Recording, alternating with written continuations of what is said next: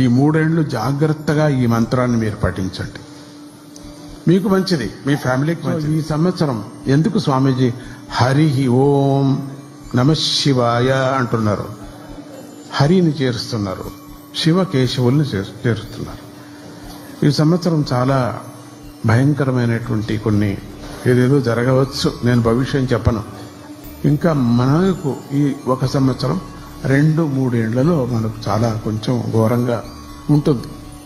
చాలా వింటున్నాం, మనం చాలా వింటున్నాం. అట్లా ఈ సంవత్సరం మొత్తం మీరు చేశారనుకుంటే ఈ కెలమిటీస్ అన్నీ పోతాయి. మీరు శివుడు ఆలయానికి వెళితే హరిని చూడాలి. మీరు శివుడిలో శివ ఆలయానికి వెళ్ళినప్పుడు హరిని చూడాలి, హరి ఆలయానికి వెళ్ళి శివుడిని చూడాలి. మీరు జ్ఞాపకం పెట్టుకోండి.